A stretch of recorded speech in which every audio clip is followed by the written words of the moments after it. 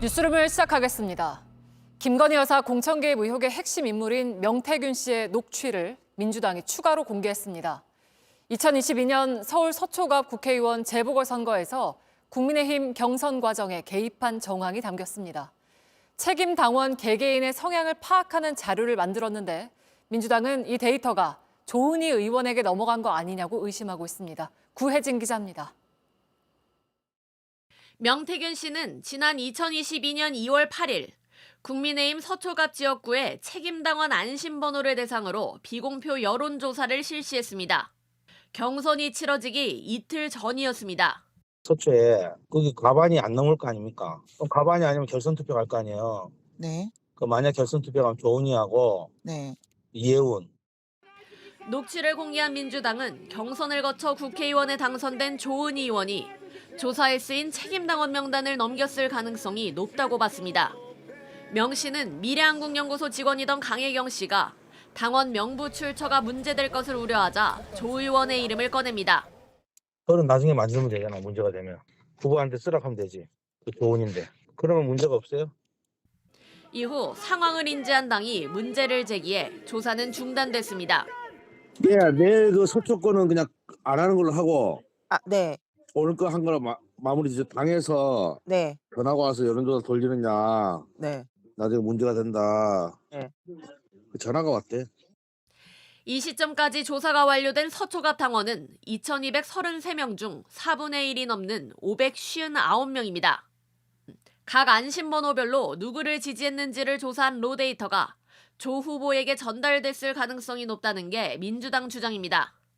민주당은 이 여론조사 데이터가 집중 홍보나 방해조사 등에 쓰여 경선 결과에 영향을 미쳤을 가능성을 배제할 수 없다며 특검 등으로 밝혀내야 한다고 주장했습니다. 조은희 의원은 당시 명태균 씨가 ARS 조사를 제안한 것은 맞지만 경선을 이틀 앞두고 여론조사에 실익이 없어 제안을 거절했다고 해명했습니다. JTBC 구혜진입니다. 지난 2021년 서울시장 재보궐선거 당시 명태균 씨가 오세훈 후보 여론조사를 해줬고 이 비용을 측근이 냈다는 의혹도 커지고 있습니다. 강혜경 씨는 오 시장 측근에게 받은 3,300만 원 내역을 공개했습니다.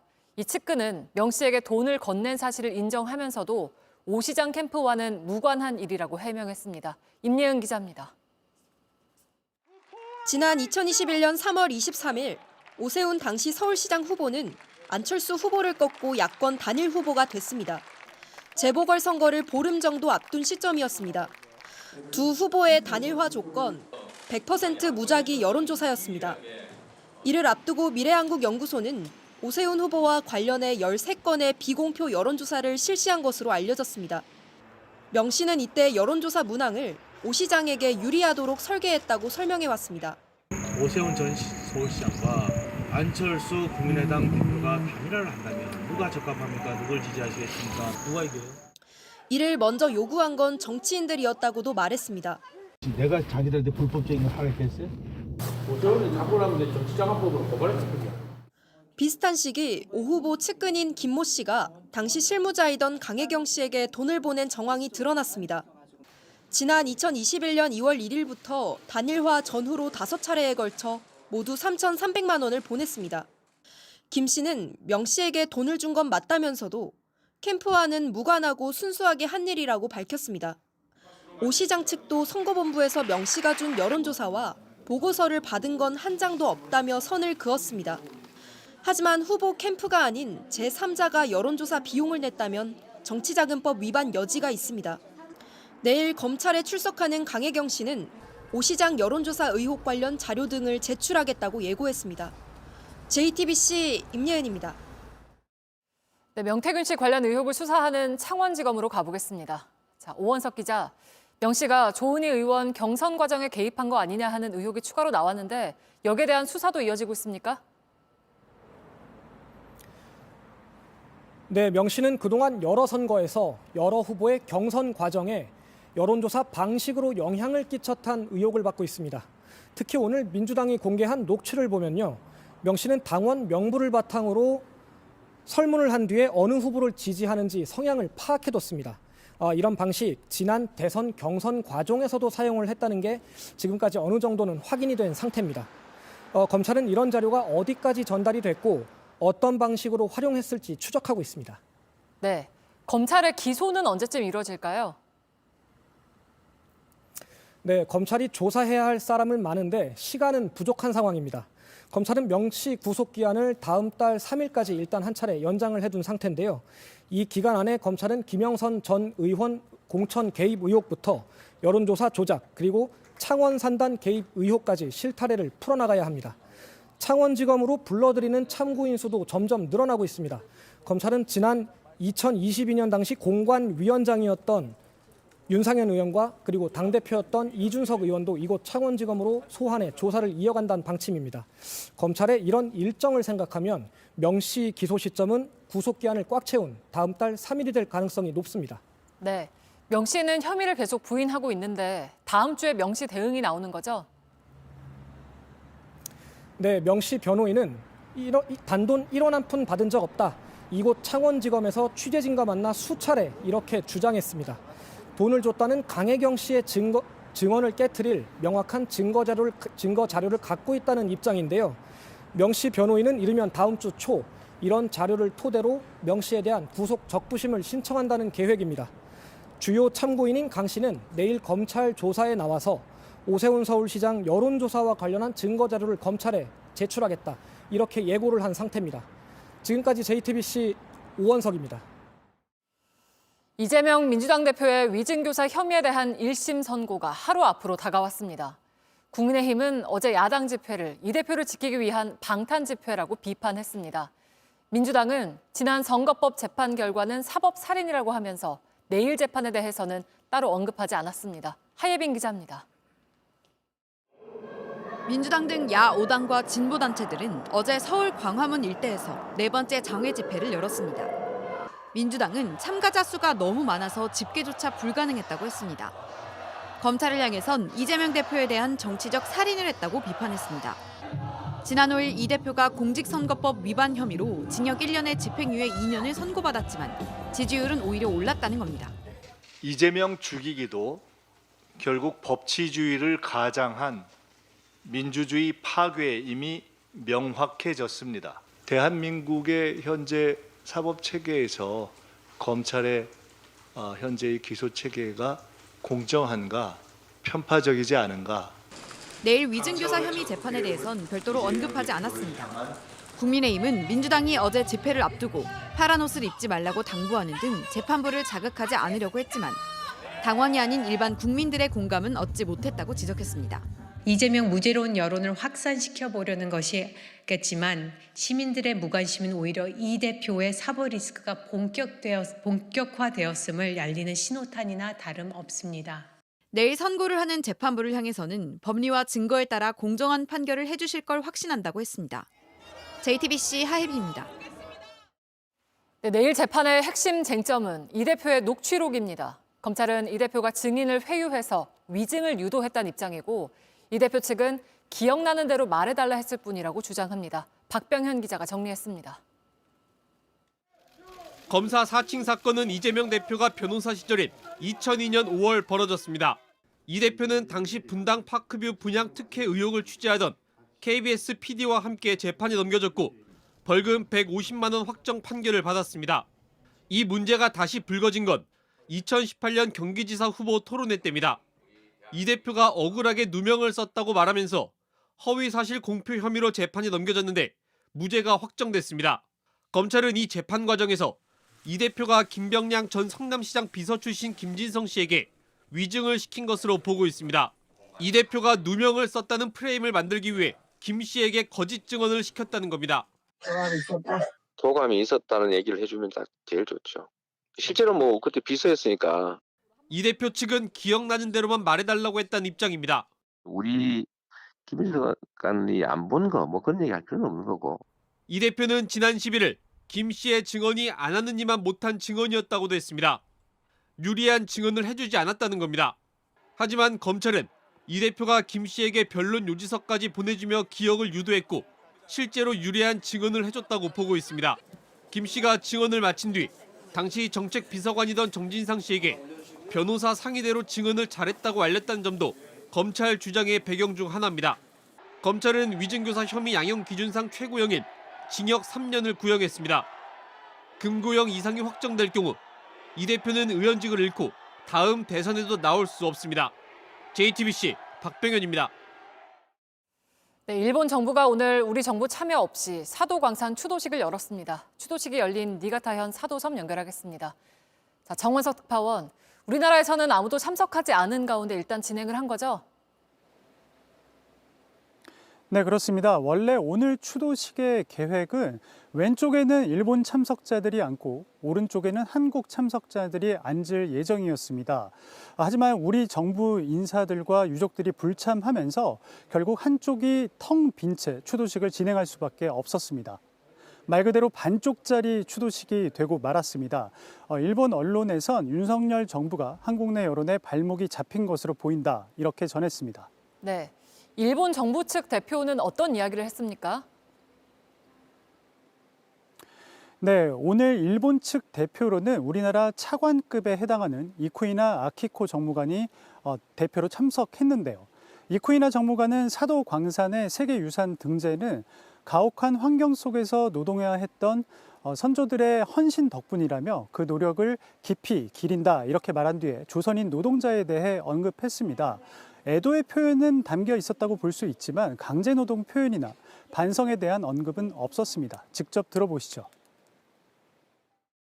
朝鮮半島から来られた労働者の方々は戦争という特殊な社会状況下とはいえ故郷から遠く離れたこの地で愛する家族のことを思いながら校内の危険で過酷な環境の下で困難な労働に従事されました。 네, 야스쿠니 신사를 참배했던 데 대한 입장도 나왔습니까? 네, 2022년 8월 15일 이쿠이나 정무관이 참배했다는 우리나라와 일본 언론들의 보도가 있었는데요. 일본 외무상은 이쿠이나 정무관이 참배를 하지 않은 것으로 알고 있다는 입장입니다. 그래서 한국 취재진이 오늘 직접 물어봤지만 이쿠이나 정무관은 답변을 하지 않은 채 추도식이 끝나자마자 마치 도망치듯 빠져나갔습니다. 우리나라 정부 관계자들과 유가족들은 내일 오전 9시 조선인 노동자들의 기숙사 터에서 따로 추도식을 올릴 예정입니다. 지금까지 사도섬에서 JTBC 정원석입니다. 네, 이렇게 반쪽짜리 추도식에 그친 건 한국과 일본 정부가 추도식 전반에 대한 합의에 이르지 못했기 때문인데요. 특히 우리 정부는 조선인 노동자에 대한 별도의 묵념 시간과 추도사 내용을 수정해달라고 요구한 걸로 전해졌습니다. 다만 우리 정부는 공식적인 항의 표명은 자제했습니다. 박소영 기자입니다. 사도광산 추도식은 묵념으로 시작됐습니다.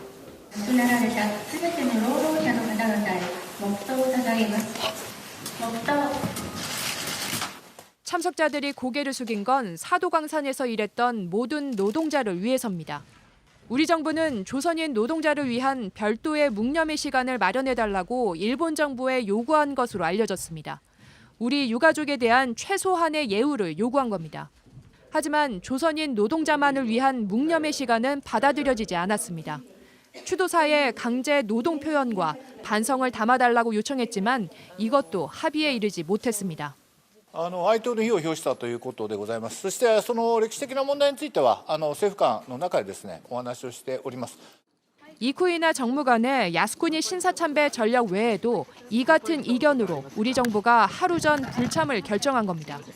그런데도 우리 정부는 일본 정부를 향한 공식적인 유감 표명은 하지 않았습니다. 일본 정부 대표의 추도사에 대한 입장을 묻는 질문에 재반 사항을 고려해 불참을 결정했다는 답변만 내놓은 겁니다. 향후 한일 관계 개선을 의식한 걸로 보입니다. JTBC 박소연입니다. 전북 익산의 한 돈사에 불이 나 돼지 1,200여 마리가 폐사했습니다. 경기 시흥에서는 갑자기 끼어든 승용차에 부딪힌 11톤 트럭이 뒤집혔습니다. 사건 사고 소식 이세현 기자입니다. 돈사가 불길에 휩싸였습니다. 소방관들은 구조물을 부수고 진화에 나섭니다. 오늘 새벽 0시 30분쯤 전북 익산시의 한 돈사에서 불이 났습니다. 현장에 출동한 소방은 2시간 20여 분 만에 불을 껐습니다. 인명피해는 없었지만 돈사 한 개동이 전소돼 키우고 있던 돼지 1,200여 마리가 폐사했습니다. 오늘 오후 1시 9분쯤 경기 시흥의 수도권 제1순환고속도로 판교 방향 조남분기점 인근에서 승용차와 부딪힌 11톤 트럭이 뒤집혔습니다. 사고로 트럭과 승용차 운전자가 부상을 입고 병원으로 옮겨졌습니다. 경찰은 승용차가 트럭 앞으로 갑자기 끼어들며 사고가 난 걸로 보고 정확한 사고 경위를 조사하고 있습니다. 어제 오후 6시쯤 충남 부여 서천 공주고속도로 부여 백제휴게소 주변에서 서천 방향으로 달리던 승용차 넉 대가 잇따라 추돌했습니다. 사고로 5명이 다쳐 병원으로 옮겨졌습니다. 경찰은 휴게소를 빠져나온 차가 급하게 차선을 바꾸다가 사고가 난 것으로 보고 자세한 사고 경위를 조사하고 있습니다. JTBC 이세연입니다. 최근 남녀공학 전환 논의로 갈등을 빚고 있는 동덕여대 사태가 기물 파손 책임 논의로 번지고 있는데요. 한국산업인력공단 이사장이 이 대학 출신들은 걸러내고 싶다는 부적절한 글을 올려서 또 논란이 됐습니다. 한민정 기자입니다. 동덕여대는 내일 오전 11시부터 학생들과 3차 면담을 하겠다고 밝혔습니다. 남녀공학 전환 반대 시위로 발생한 피해 책임 문제 등도 함께 논의할 걸로 보입니다. 학교 측은 앞서 레커칠과 기물 파손 등 피해 규모를 최대 54억 원으로 추산했습니다. 학교 관계자는 CCTV 촬영본은 백업을 해둔 상태라면서도 학생들을 조사하거나 특정하는 단계는 아니며 민형사 대응 여부도 논의 중이라고 했습니다. 온라인에선 고용노동부 산하 한국산업인력공단 이우영 이사장이 소셜미디어에 쓴 글이 논란이 됐습니다. 동덕여대로 유추할 수 있는 디귿 여대를 가리키며 블라인드 채용 제도라 할지라도 가능하다면 이 대학 출신은 걸러내고 싶다고 했습니다. 또 이 대학 출신 며느리는 절대 받아들이지 않겠다고도 적었습니다. 아들들의 각 며느리와 여자친구가 남녀공학 대학 출신의 참된 사람이라 다행이라며 여대 전체를 폄훼하는 듯한 발언도 했습니다. 온라인에선 고용노동부 산하기관의 이사장이 적절치 않은 발언을 했다며 비판이 이어졌습니다. 이 글은 현재 삭제됐습니다. 논란이 일자 이 이사장은 표현이 적절치 못한 부분이 있었고 학생들의 마음을 깊이 헤아리지 못해 유감스럽게 생각한다고 했습니다. JTBC 한민정입니다. 고용노동부가 삼성전자에서 있었던 방사선 피폭 사고와 관련해서 중대재해처벌법을 어겼는지 조사에 들어갔습니다. 삼성전자와 계열사가 중대재해법으로 조사를 받는 건 처음입니다. 조보경 기자입니다. 지난 5월 삼성전자 기흥사업장에서 방사선 피폭 사고를 당한 노동자의 손입니다. 삼성전자 엔지니어 이모 씨 등 2명이 방사선 발생 장치인 반도체 웨이퍼 비파괴 검사 장비를 정비하다 방사선에 피폭됐습니다. 원자력안전위원회는 지난 9월 안전장치가 임의 조작돼 작동하지 않았기 때문이라고 결론 내리고 과태료를 부과했습니다. 고용노동부는 최근 이 사고를 중대재해로 보고 삼성전자에 대한 중대재해처벌법 위반 혐의 조사에 착수한 걸로 확인됐습니다. 중대재해처벌법상 같은 사고로 6개월 이상 치료가 필요한 부상자가 2명 이상 발생한 경우 중대산업재해로 규정합니다. 사고는 지난 5월이었는데 지난 15일 근로복지공단이 부상자 1명은 내년 2월까지 나머지 1명도 최소 다음 달 말까지는 치료가 필요하다고 보면서 중대재해 조사로 전환된 겁니다. 삼성전자와 계열사가 중대재해처벌법 위반 수사 대상이 된 건 처음입니다. 고용노동부 관계자는 기업 내 안전보건 관리 체계가 구축되었는지 등을 잘 살펴볼 것이라고 했습니다. 중대재해법상 기업이 안전보건조치 의무를 충분히 하지 않아 중대재해 사고가 발생했다면 사업주나 경영 책임자를 처벌할 수 있습니다. 삼성전자는 성실히 조사에 임하겠다고 밝혔습니다. JTBC 조보경입니다. 한국토지주택공사가 내년부터는 최근 개발한 층간소음을 크게 줄이는 기술로 공공주택을 짓겠다고 했습니다. 현장에 어떻게 적용될지 정혜성 기자가 보도합니다.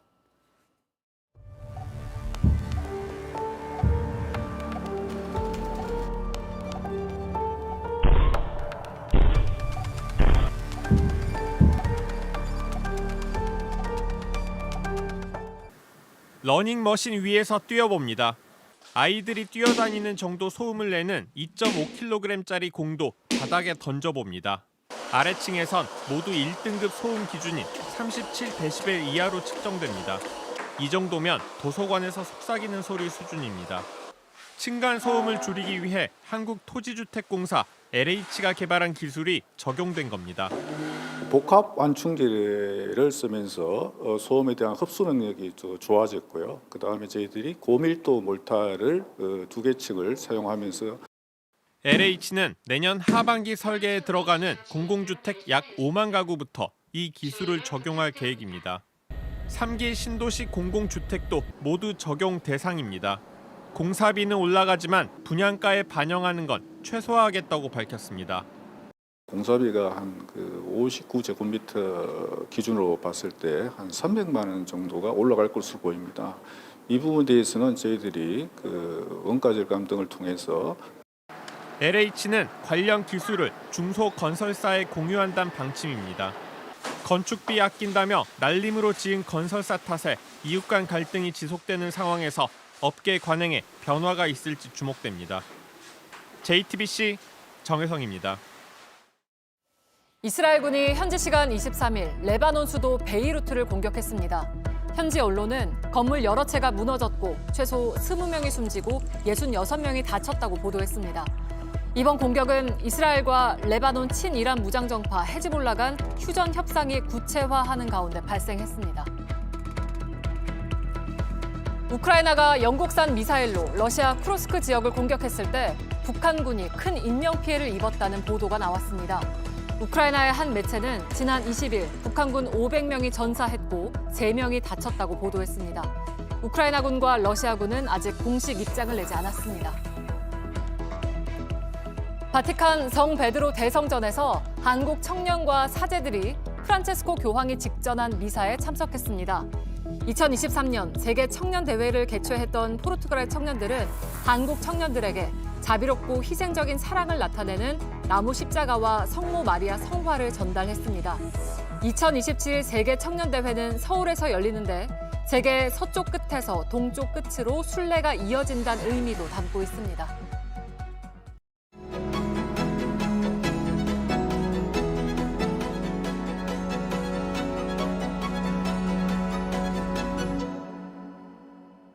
글을 쓸 때 가장 자유롭다고 느낀다. 소설가로 제2의 인생을 살고 싶다는 배우 겸 작가 차인표 씨를 뉴스룸에 모셨습니다. 반갑습니다. 네, 반갑습니다. 감사합니다. 요새 배우보다 작가님으로 더 많이 불리고 계실 것 같아요. 네. 어떠신가요? 네, 분에 넘치게도 저는 이제 배우를 아주 오랫동안 했었고 이제 소설도 사실은 쓰기 시작한 지 한 15년 넘었어요. 근데 이제야 이제 독자분들이 좀 알아봐 주셔서 네, 작가로도 불리고 있네요. 네. 올 여름에 차인표 씨 소설 언젠가 우리가 같은 별을 바라본다면 네. 이 소설이 옥스퍼드 대학교에서 한국학과 필수 도서로 선정이 되기도 네. 하고 또 그 이후에 국내에서도 그런 소식이 알려져서 베스트셀러가 되기도 네. 했잖아요. 기분이 좀 어떠셨어요? 제가 첫 번째 쓴 소설인데 네. 네, 무려 15년 전에 발간됐다가 출간됐다가 잘 안 팔려서 네, 폐간됐다가 네. 다시 복간되고 이런 과정을 겪었던 소설이에요. 인류의 정말 큰 가슴 아픈 사건이 이제는 많은 사람들에게 공감을 일으키고 있다라는 생각이 듭니다. 위안부 할머니에 대한 네, 이야기를 맞습니다. 쓰신 거죠. 네. 긴 시간이 걸렸지만 흘렀죠. 네. 네. 네. 작가로서 작품으로서 좀 인정을 받으신 셈이잖아요. 예, 하여튼 너무 감사하게도 네. 네, 읽어주시니까 너무 감사하죠. 네. 네. 그리고 또 다른 작품이 나왔어요. 네. 그들의 하루. 네. 근데 이것도 역시 13년 전에 냈던 책을 맞습니다. 다시 내신 거라고요? 네, 그 두 번째 소설 이제 그들의 하루 역시 13년 전에 출간을 했다가 네. 역시 또 폐간됐어요. 책이 사라지는 이유는 간단하거든요. 그러니까 아무도 안 찾으니까. 그랬는데 첫 번째 소설이 베스트셀러가 되면서 두 번째 소설도 다시 복간을 하자고 이렇게 제안을 많이 주셔서 이번에 감사하게 복간을 하게 됐죠. 네. 어떤 내용인지 조금 더 구체적으로 얘기를 해주신다면? 역경과 고난의 시간을 보내는 그런 사람들이 있어요. 네. 네 명의 주인공인데 어떻게 해서든 그 하루를 살아냈을 때 그것이 하루가 쌓이고 이틀이 쌓여서 10년, 20년 후 미래에 그들에게 어떤 일이 있을 수 있는지 네, 그래서 이 소설을 통해서 실패는 할지언정 포기는 절대 하지 말자라는 이야기를 하고 싶었어요. 책 속에 혹시 가장 고민을 많이 했던 표현이나 문장이 있을까요? 제가 책을 쓸 때 저는 이제 두 가지의 주안점을 두는데 네. 첫째는 초등학교 5학년 이상이면 읽을 수 있게. 쉽게. 네. 두 번째는 빨리 읽을 수 있는 가독성 있는 소설을 쓰고 싶다. 네, 이 두 가지에 항상 주안점을 둡니다. 그래서 단어를 고르더라도 좀 쉬운 단어, 네. 표현도 좀 직설적이거나 아니면 쉽게 네. 그렇게 풀려고 이번 소설에서 노력을 했어요. 너무 잘 읽혔어요. 잘 읽히는 와, 네. 힘이 있으신 것 같아요. 그랬다면 정말 네. 기쁩니다. 철칙을 작가로서. 제대로 지키신 것 같다는 네, 생각을 합니다. 고맙습니다. 네. 이 책을 통해서 작은 위로를 전하고 싶다라고 네. 말씀을 하셨던데 어떤 위로일까요? 우리가 서로 살아갈 때 힘을 얻는 거는 함께 살아가고 있는 상대방을 보면서 힘을 얻는다고 생각해요. 우리한테 현재가 있어, 지금이 있어, 오늘 하루가 있어라고 서로 상기시켜주는 것, 그게 같이 살아가는 인간들끼리 할 수 있는 일이 아닐까 저는 생각을 해요. 사실 요즘 같은 시대는 어차피 인생 혼자야 이런 분위기가 팽배한데 네. 그렇지 않아 우리 같이 가야 돼 하고 이렇게 토닥여주는 어른이 있다는 것만으로도 많은 분들이 위로를 받지 않을까. 네, 인생은 절대 혼자 갈 수 없어요. 네, 네. 맞아요. 네, 서로가 서로를 보면서 힘을 내면서 가는 것, 그게 인생입니다. 네. 차인표 씨가 위로를 가장 많이 받는 존재가 누가 있을까요? 역시 마찬가지로 저랑 같이 살아가는 주변의 사람들이고요. 사람들이고요. 뭐 가깝게는 매일 아침 눈 뜨면은 바라볼 수 있는 제 아내, 저만 보면 빵긋빵긋 아무 일 없는데도 웃어주는 제 아내, 또 뭐 가족들, 또 같이 일하는 사람들, 오늘 만날 사람들이죠. 신으라 씨가 네. 차인표 씨가 글 쓰는데 더 전념할 수 있도록 내가 더 열심히 일해서 먹여 살리겠다라고 말씀을 하셨더라고요. 네, 택도 없는 소리입니다. 제가. 어디 제가 먹여 살려야죠. 아니 글을 쓰고 책을 쓰는데 숨은 조력자라고 네, 말씀하셨던 맞습니다. 거예요? 네, 혼자 하다 보면 이 머리 뒤통수에서 누군가 자꾸 말을 걸어요. 네. 하지 말라고. 아, 네, 하지 마, 포기해. 이거 해봤자 이거 안 팔려. 또 폐간될 거야. 뭐 이렇게 그런 목소리가 들릴 때 포기하지 않고 계속 쓸 수 있게 나아갈 수 있게 하는 사람이 네. 바로 단 한 사람의 관객이라고 저는 생각해요. 그 한 사람의 관객의 역할을 제 아내가 충실하게 해줬어요. 네. 일기를 네. 꾸준히 써오고 계신 걸로 알고 있는데 네. 지금도 쓰고 계신가요? 네, 오늘 아침에도 썼습니다. 오늘 아침에는 우리 안나경 아나운서님이 등장을 했습니다. 어머나. 오늘 저는 아침에 일어나면 창문을 열고 오늘 내가 할 일, 갈 네. 곳, 만날 사람들을 떠올려요. 네. 그리고 이렇게 생각을 해요. 오늘이 내 마지막 날이라고 생각하고 최선을 다해서 만나는 누구에게든 최선을 다하고 하는 모든 일에 정말 최선을 다해서 하자. 그래서 밤에 잠이 들 때 오늘을 내가 풀로 다 살았다. 아무것도 남기지 않고 살았다라는 생각을 갖고 잠들 수 있도록 노력하자라는 생각을 하거든요. 네. 네, 그래서 아침에 떠올렸어요. 사실 저도 아침에 일기 썼는데 네. 차인표 씨 이름 썼거든요. 저도.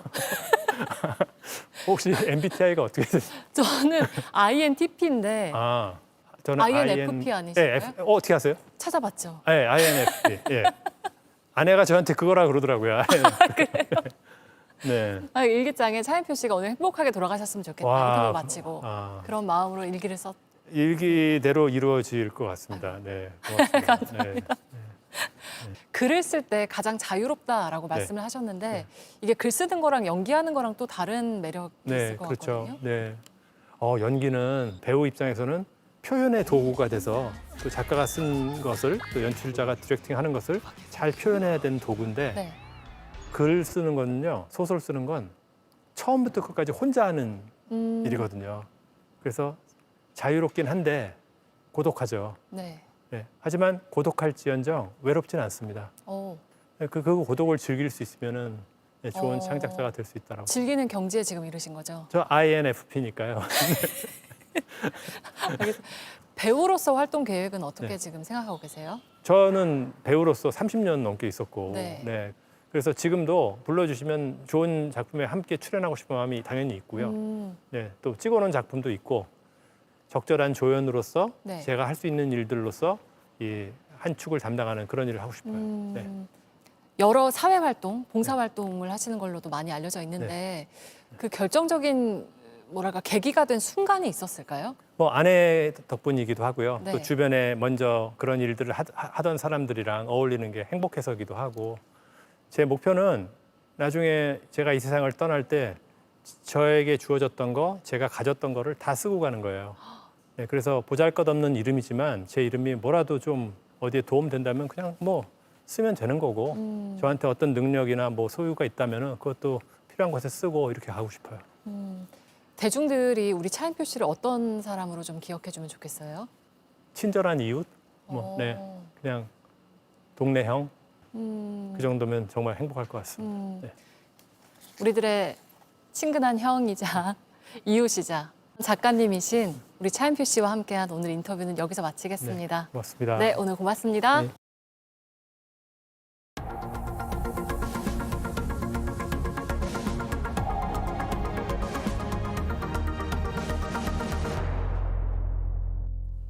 네, 내일 대체로 맑겠고 일교차가 15도 안팎으로 벌어지는 곳도 있겠습니다. 낮 최고 기온은 13도에서 19도로 오늘보다 조금 더 포근하겠습니다. 내일 밤부터 서해안과 전남, 제주도엔 비가 오겠고 화요일엔 비가 전국으로 확대될 거란 예보입니다. 뉴스룸 마치겠습니다. 고맙습니다.